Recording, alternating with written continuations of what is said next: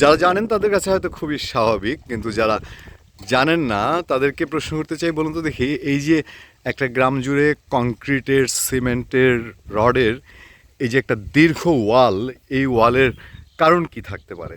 বা যারা নতুন আসবেন অথবা যারা আমি যে এলাকা থেকে কথা বলছি সেই এলাকা সম্পর্কে জানেন না, তাদের কাছে প্রশ্ন উঠতে পারে যে গ্রাম তো গ্রামই, গ্রামের পুরো পাশ জুড়ে এত বড় ওয়াল কেন?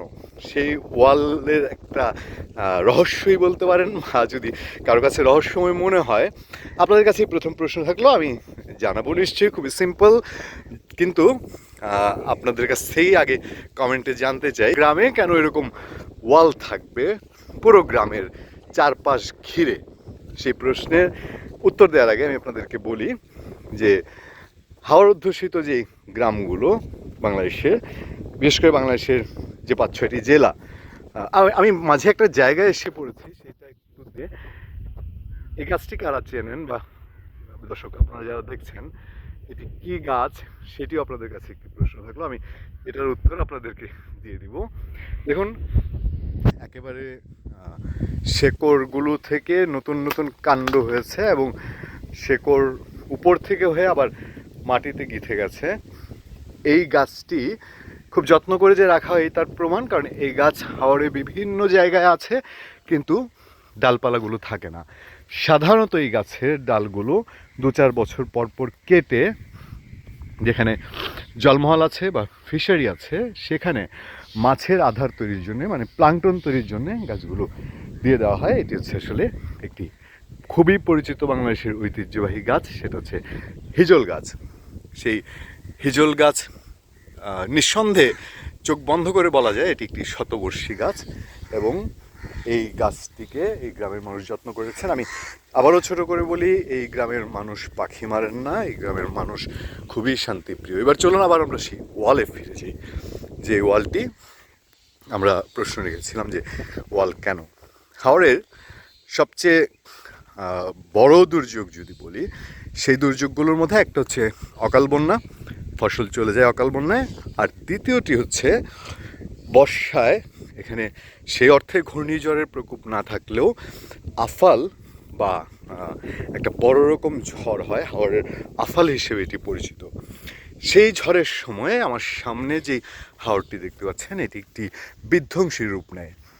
অনেকে অনেক সময় বলেন যে সমুদ্রের যে গর্জন, সমুদ্রের যে ঢেউ, এই হাওরটি নেত্রকোনার মোহনগঞ্জ উপজেলার ডিঙ্গাপোতা এই হাওরটি বর্ষাকালে অনেক সময় পার হতে যাওয়া সমুদ্র পার হওয়ার মতোই এত ঢেউ হয়।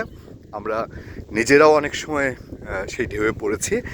একটা নৌকো যদি চলতে থাকে, সেই নৌকাটা একবার মনে হবে কয়েক ফিট উপরে তুলে দিচ্ছে, আবার ধপাস করে সেটি মাটিতে পড়ছে। সেই ঢেউয়ের বাড়ি যেন এই গ্রামকে ক্ষতিগ্রস্ত করতে না পারে। এই গ্রামের যে স্থাপনা খুবই খুবই মজার বিষয় হলো যে প্রতিটা বাড়ি একটার পর একটা, এখানে কোনো পাড়ার মতো নেই। ফলে এই হাওরের ঢেউ চারদিক থেকে, একদিক থেকে নয়, একটি দ্বীপের মতো গ্রাম, একদিকে নদী। আবার একটু ছোট জিনিস পেলাম, বাবু মাছ পাইছো নাকি? মাছ পাইছো? হ্যাঁ পাইছো? একদমই না। আগে একটি কন্টেন্টে যা বলছিলাম যে শিশুরাও তাদের ঘরের মাছের জন্যে এই ঠেলা জালি নিয়ে বের হয়ে যায়, এবং একদমই বনয় না। আচ্ছা, যাই হোক, আমরা এই ওয়ালের কথা বলছিলাম। তো সেই ঢেউয়ে, ডিঙ্গাপোতা হাওরের বিধ্বংসী ঢেউয়ে গ্রামটি বিলীন হওয়ার মতন ঝুঁকিতে পড়েছিল। সেই ঝুঁকি থেকে উদ্ধারের জন্য সরকারের পক্ষ থেকে দীর্ঘ প্রায় 1 কিলোমিটার হয়েই যাবে গ্রামের এক পাশটা যেদিকে এই ডিঙ্গাপোতা হাওর, সেই হাওরের পাশটিতে এই কনক্রিটের খুবই মজবুত দেয়ালটি দেওয়া হয়েছে। এই হচ্ছে এই দেয়ালের রহস্য। কাকা মই দিবেন না জমিতে?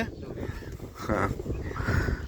তো এই সিম্পল ব্যাপার যে এই গ্রামকে রক্ষার জন্যে অনেক টাকা খরচ করে, কয়েক কোটি টাকা খরচ করে এই মজবুত এবং কনক্রিটের এই দেয়ালটি দেওয়া হয়েছে। এবং আপনারা দেখতে পাচ্ছেন যে এই দেয়ালটি একেবারে গ্রামের ওই প্রান্ত থেকে শুরু করে একেবারে গ্রামের উত্তর পাশ ধরে একদম গিয়ে পূর্ব প্রান্ত থেকে শুরু হয়ে উত্তর পাশ বরাবর গিয়ে একদম পশ্চিম প্রান্তে গ্রামটি যেখানে শেষ হয়েছে সেই পর্যন্ত এই দেয়ালটি আমরা একটু বিখ্যাত দেয়ালই বলবো, কারণ আমি হাওড়ের বহু গ্রামে গঞ্জে ঘুরে বেরিয়েছি, কিন্তু সেই গ্রাম সুরক্ষার জন্য এত মজবুত, এত শক্তিশালী এবং এত বিশাল দেয়াল আমি আর দেখিনি। সাধারণত স্ল্যাব দেওয়া হয়, কংক্রিটের স্ল্যাব দিয়ে গ্রামগুলোকে রক্ষার চেষ্টা করা হয়, কিন্তু এখানে আসলে স্ল্যাবেও কাজ করতো না। এত শক্তিশালী ঢেউ আসে, সেই ঢেউয়ে স্ল্যাব ভেঙে চলে যেত।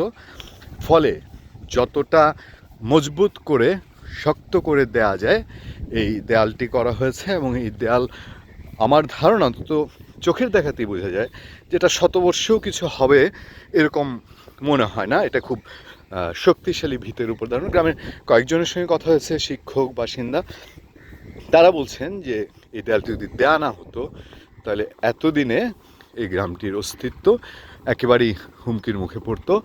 চলুন আমরা আরেকটুখানি সামান্য কিছুটা সময় আমরা এই ঐতিহাসিক একদম কারো কাছে রহস্যময় মনে হতে পারে আরে যে এটা এরকম ওয়াল কেন একটি গ্রামের চারপাশে, যেটা সাধারণত দেখা যায় না, সেই ওয়ালটি দেখে আমরা আজকের মতো বিদায় নিব। আবারও বলি, গ্রামের আরেক পাশে প্রাকৃতিক একটি বেষ্টনী রয়েছে। সেই বেষ্টনীটি হচ্ছে এই হিজল করচের গাছ। এই হিজল করচের গাছ দিয়ে আপনার একটি প্রাকৃতিক বেষ্টনী তৈরি হয়ে গেছে। আসলে এটাও গ্রামটাকে সুরক্ষিত করে। খুব সুন্দর সুন্দর ঘাট করা আছে দেয়ালটির মাঝখান থেকে। যার যে বাড়ির সীমানায় প্রয়োজন সেখানে তারা কিছুটা জায়গা ফাঁকা রেখেছেন, কারণ তাদের পানির প্রয়োজনে এই ওয়ালে বাইরে আসতে হয়। সেই জায়গাগুলো ঘাট এমনভাবে করা হয়েছে যাতে ঢেউ ক্ষতিগ্রস্ত করতে না পারে। এই সুন্দর গোছানো টিপটপ হিজল করচ, দেশীয় নানান রকম পাখির সমন্বয়ে এই নেত্রকোনা জেলার মোহনগঞ্জ উপজেলার মল্লিকপুর গ্রামটি একটি সুখের, আমি বলেছি যে সুখী নীলগঞ্জ তো নয়, এটা একটি সুখী। আপনাদের আমন্ত্রণ থাকলেও এই গ্রামের সুযোগ পেলে ঘুরে যাবেন, বেরিয়ে যাবেন। তাতে করে বাংলার অসাধারণ কিছু সৌন্দর্য, অসাধারণ রূপ আপনারা দেখতে। মানুষের ব্যস্ততা, শিশুদের ব্যস্ততা, বিশেষ করে শিশুরা কিভাবে তাদের সংসারে সহযোগিতার হাত বাড়ায়, সেটা অনেকটা বিরল আমাদের এই জায়গাটায়। আমরা হাঁটছি গত কয়েক মিনিট ধরে, আপনারা দেখতে পাচ্ছেন হাঁটছি, কিন্তু ওই দেয়াল, সেই পাহাড়ের মতন একটি গ্রামকে আটকে রাখা সেই দেয়াল কিন্তু শেষ হচ্ছে না। এবং আপনারা যতদূর দেখতে পাচ্ছেন ওখানে গিয়ে কিন্তু শেষ নয়, ওই দূরে ওখানে শেষ নয়, ওখান থেকে আরেকটি বাঁক তৈরি হয়েছে। সেই বাঁক থেকে গ্রামের শেষ প্রান্তে গিয়ে স্কুল আছে, সেই স্কুলের পর গিয়ে শেষ হয়েছে দর্শকেরা। এবং অনেকটা এই দেয়াল মানুষকে যেভাবে টিকিয়ে রেখেছে, এই গ্রামের সেই সুখ সমৃদ্ধি বজায় থাকুক। এবং আবারও মনে করিয়ে দিই আপনাদেরকে, এটি একটি শুধুমাত্র সনাতন অধ্যুষিত গ্রাম, যে গ্রামে কোনো মসজিদ বা অন্য ধর্মের উপাসনালয় নেই। শুধুমাত্র সনাতন ধর্মাবলম্বীরা এখানে বাস করেন এবং তাদের জন্য এই গ্রামটি। আবার দেখা হবে, আবার কথা হবে, আশা করি নতুন কোনো কন্টেন্টে।